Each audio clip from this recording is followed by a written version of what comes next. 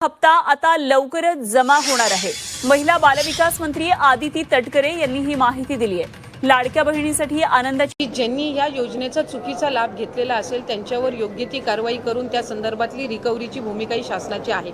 या आधी सुद्धा ज्या वेळेला एका लाभार्थ्यांनी किंवा एका व्यक्तीने 30-30, 35-35 अकाउंट्स ची त्या ठिकाणी एक साताऱ्यामध्ये, एका सांगलीमध्ये, सोलापूरमध्ये अशा पद्धतीच्या घटना घडल्या, त्यावेळेला आम्ही ते अकाउंट त्याच वेळेला सील केलेले आहेत। आणि मला वाटतं एकतर सुरुवातीपासूनच लाडकी बहीण योजना ही लाडक्या बहिणींना त्यांच्या आयुष्यामध्ये आनंदाचे काही क्षण महायुतीचं सरकार देऊ शकले म्हणून ती त्यांना रुचली आहे। पण विरोधकांना सुरुवातीपासूनच त्या ठिकाणी ही योजना ही त्यांच्या कुठेतरी नजरेमध्ये खुपत आलेली आहे। साधारणपणे या संदर्भातला आम्ही वारंवार राज्याचे मुख्यमंत्री फडणवीस साहेब असतील, उपमुख्यमंत्री शिंदे साहेब असतील, अजितदादा असतील आणि विभागाची मंत्री म्हणून मी सुद्धा असेल, आम्ही साधारणपणे माध्यमांना वेळोवेळी या संदर्भातली माहितीही देत आलेलो आहोत। पण बऱ्याचशा वेळेला असं होतं की काही एखादी गोष्ट आली की त्या संदर्भातला एक गैरसमज या योजनेच्या बाबतचा निर्माण करण्याचा वारंवार हा प्रयत्न होत आहे। साधारणपणे ही योजना 28 जून 2024 मध्ये त्या ठिकाणी घोषित झाली। 1 जुलैपासून त्या संदर्भातले फॉर्म भरण्याची सुरुवात झाली। पहिल्या टप्प्यातले 2-3 महिन्याची लाभार्थ्यांची संख्या साधारणपणे 1,33,00,000 होती, जे 17-18 ऑगस्ट 2024 मध्ये लाभ आम्ही वितरित केला। त्याच्यानंतर 15 ऑक्टोबरपर्यंत त्याच्या रजिस्टरच्या संदर्भातली जी काही मुदत होती ही त्या ठिकाणी सरकारच्या वतीने देण्यात आलेली होती।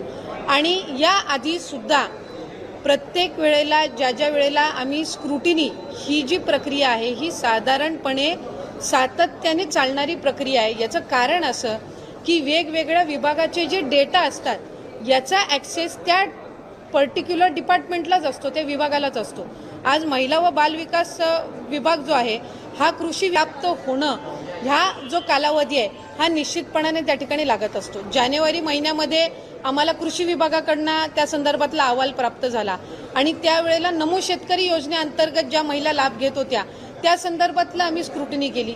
6-7 लाखाचा डेटा त्यावेळेला मिळालेला होता आणि त्या 6-7 लाखापैकी साधारणपणे 5 ते 5.5 लाख अशा महिला होत्या ज्या नमो शेतकरीचाही लाभ घेत होते आणि आपल्या लाडकी बहीण योजनेचाही लाभ घेत होत्या। म्हणून त्यांना नमो शेतकरीचा लाभ हा 1000 रुपयाचा जो आहे तो चालू राहिला आणि लाडकी बहीणचा आपण त्यांना 1500च्या ऐवजी 500 जे आपण GR मध्येच नमूद केलेला आहे की तुम्हाला टोटल 1500चा लाभ हा शासनाच्या योजनांमधनं मिळेल। त्याची जी 1000 रुपयाच्या वरची जी कॅप असेल ही लाडकी बहीणच्या निधीतनंही सन्मान निधीतनंही भरली जाईल। तो जानेवारीमध्ये उपलब्ध झाला। मधल्या कालावधीमध्ये आम्ही साधारणपणे 8 लाखाचा जो सेवार्थचा आहे त्याच्यापैकी 8 लाखापैकी 2 लाखाचा आम्हाला त्या ठिकाणी उपलब्ध झाला। त्या 2 लाखापैकी 2 ते 2.5 हजार हे त्याच्यामध्ये अपात्र आहेत असं निदर्शनास आलं।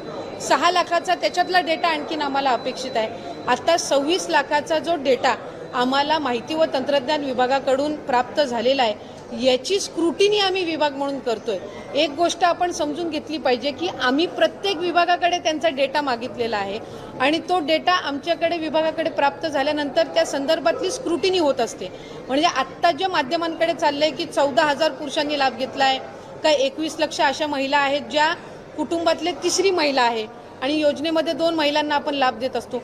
ह्या सगळ्या गोष्टींचं त्या ठिकाणी जिल्हाधिकारी असतील किंवा आमची जी ग्राउंड लेवलची यंत्रणा आहे ही त्या संदर्भातलं क्रॉस व्हेरिफिकेशन करणार। क्रॉस व्हेरिफिकेशन केल्यानंतर ह्या 26 लाखामधले जे अपात्र असतील आणि पात्र असतील ह्याचं व्हेरिफिकेशन होऊन त्या संदर्भातला निर्णय घेतला जाणार। असं नाही की 26 लाखाचा डेटा त्यांनी दिलाय म्हणजे 26च्या 26 लाख अपात्र आहेत। यातलं पण प्रॉपरली स्क्रुटिनाइज केलं जाणार। आता आम्हाला इन्कम टॅक्स आहे, इन्कम टॅक्सचा आम्ही केंद्राकडनं डेटा मागितलेला आहे। तो ज्या वेळेला डेटा येईल त्यावेळेला त्याचंही आम्ही क्रॉस व्हेरिफिकेशन करणार। ह्या 26 लाखापैकी असेही असतील की जे आम्ही पहिल्या स्क्रुटिनीमध्ये विभागाच्या स्क्रुटिनीच्या वेळेलाच कदाचित ते बाद झालेले असतील। हा त्यांनी संकलित करून जेवढा डेटा त्यांच्याकडे अवेलेबल आहे तो सगळा त्यांनी दिलेला आहे। याच्यातून आमच्या विभागाची जो निगडीत आहे तो ग्राउंड लेवलवर त्या संदर्भातली तपासणी होणार आणि त्या संदर्भातली स्क्रुटिनी झाल्याच्या नंतर आपल्याला तो आकडा येईल की ह्यांनी जो डेटा दिलेला आहे त्याच्यापैकी प्रत्यक्षात पात्र किती आहेत आणि अपात्र किती आहेत। आणि आत्ता जो आपल्याला साधारणपणे जो काही 14,000 पुरुषांनी लाभ घेतलेला आहे किंवा काय, ह्या संदर्भातली सुद्धा जिथपर्यंत आमच्याकडे ग्राउंड रिपोर्ट येत नाही तिथपर्यंत हे आकडे जे आहेत हे IT विभागाने आम्हाला दिलेले आहेत. त्या संदर्भातली सविस्तर स्क्रुटिनी झाल्यानंतर निदर्शनास येईल की प्रत्यक्षात हे जे पुरुष आहेत यांनी त्या घरातल्या स्त्रीचं अकाउंट नव्हतं म्हणून त्यांनी त्यांच्या आधार कार्डशी लिंक कदाचित या पुरुषाचं अकाउंट असेल म्हणून त्यांनी ते अकाउंट नमूद केलेलं होतं का वेगळं काही त्याच्यामध्ये आहे. हे ज्या वेळेला स्क्रुटिनी होईल विभागाकडून त्यावेळेला लक्षात येईल. हा मोगम डेटा आहे आणि हा मोगम डेटा आम्हाला IT विभागाकडनं प्राप्त झालेला आहे, माहिती व तंत्रज्ञान विभागाकडनं. कारण त्यांनी प्रत्येक जो डेटा आहे वेगवेगळ्या डिपार्टमेंटचा त्यांच्याकडे जो अवेलेबल आहे तो त्यांनी त्या त्या विभागाला दिलेला आहे आणि त्याच्यातला हा एक भाग आहे.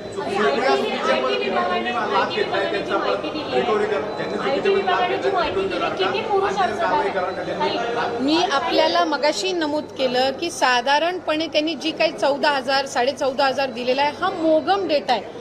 ह्याचं क्रॉस व्हेरिफिकेशन झाल्याशिवाय त्या कन्क्लुजनला आपण येऊ शकत नाही की प्रत्यक्षात हे पुरुषांनी भरलेले आहेत का त्या घरातल्या महिलेचं आहे पण तिची अकाउंट नव्हती, तिची बँकमध्ये खातं नव्हतं म्हणून त्यांनी त्यांचं खातं त्याच्यामध्ये नमूद केलेलं आहे का.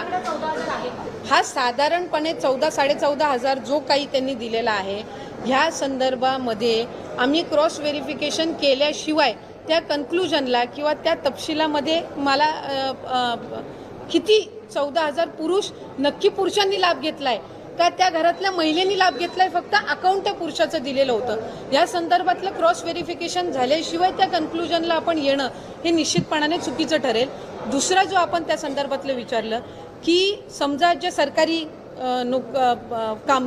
नोकरी करत असतील किंवा कर्मचारी असतील यांनी जर त्या ठिकाणी लाभ घेतला असेल, गेल्या वेळेला सुद्धा जे सरकारी कर्मचारी आहेत ज्यांनी चुकून लाडकी बहीण योजनेचा फॉर्म भरलेला होता किंवा लाडकी बहीण योजनेचा फॉर्म भरल्यानंतर त्यांना सरकारी नोकरी लागलेली होती, अशांचं आपण सरकारी जे चलन असतं त्या माध्यमातून स्टेटची जी ट्रेजरी आहे त्यांनी एक अकाउंट आम्हाला तयार करून दिलेलं आहे आणि त्याच्यामध्ये ते जमा करून घेतलेले होते. आता अशाच पद्धतीचा सेवार्थाचा ज्याचा मी उल्लेख केला की 2 लाखापैकी साधारणपणे 2-2.5 हजार असे आहेत ज्यांनी त्याचा लाभ घेतलेला आहे, तर त्यांचं सुद्धा त्या पद्धतीनं रिकव्हरी केली जाणार. पुढं आणखीन 6 लाख आहेत सेवार्थाचं, यांच्या संदर्भातलं पण स्क्रुटिनी झाल्यानंतर त्यांच्यातले जे काही येतील तर त्या संदर्भातली रिकव्हरी होईल. कुठलंही अनियमितता ह्याच्यामध्ये राहता कामा नये, कुठल्याही चुकीच्या व्यक्तीला याच्यामध्ये लाभ जाता कामा नये, या संदर्भातली ही प्रोसिजर आहे.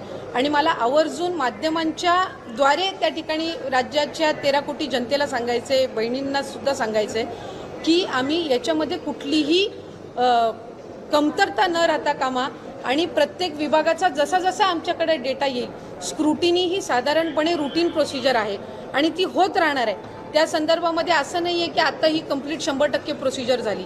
जसं मी म्हटलं की आता आम्हाला IT विभागाने डेटा दिलाय, थोड्या दिवसांनी आमच्याकडे केंद्राचा इन्कम टॅक्सचा डेटा येईल, त्याच्यानंतर परिवहन विभागाचा काही डेटा येईल. तर जसं जसं त्यांचा डेटा येत राहील, अन्न व नागरी पुरवठाचा रेशन कार्डचा डेटा येईल, जसे प्राप्त होतील त्या संदर्भातली स्क्रुटिनी केली जाणार. आपण हे कन्क्लुजनला येऊन चालणार नाही की 26 लाखाचा डेटा दिलाय म्हणजे 26 लाखाचं चुकीच्या लाभार्थ्यांना पैसे गेलेले आहेत. ह्या 26 लाखाची सुद्धा स्क्रुटिनी करून याच्यातले बरेच असे असतील जे कदाचित आमच्या प्रायमरी स्क्रुटिनीमध्येच गेलेले असतील. हा एक चंक आहे डेटाचा त्यांनी दिलेला आणि त्याच्यामध्ये ह्या 26 लाखामध्ये असेही काही असतील जे पात्र असतील पण काही व्हेरिफिकेशनमध्ये त्यांच्या काही हे झालेलं असेल आणि जे अपात्र असतील त्यांचा लाभ हा थांबवण्यात येईल. तर जसं जसं त्यांचा डेटा येत राहील, अन्न व नागरी पुरवठाचा रेशन कार्डचा डेटा येईल, जसे प्राप्त होतील त्या संदर्भातली स्क्रुटिनी केली जाणार. आपण हे कन्क्लुजनला येऊन चालणार नाही की 26 लाखाचा डेटा दिलाय म्हणजे 26 लाखाचं चुकीच्या लाभार्थ्यांना पैसे गेलेले आहेत. ह्या 26 लाखाची सुद्धा स्क्रुटिनी करून याच्यातले बरेच असे असतील जे कदाचित आमच्या प्रायमरी स्क्रुटिनीमध्येच गेलेले असतील. हा एक चंक आहे डेटाचा त्यांनी दिलेला आणि त्याच्यामध्ये ह्या 26 लाखामध्ये असेही काही असतील जे पात्र असतील पण काही व्हेरिफिकेशनमध्ये त्यांच्या काही हे झालेलं असेल आणि जे अपात्र असतील त्यांचा लाभ हा थांबवण्यात येईल.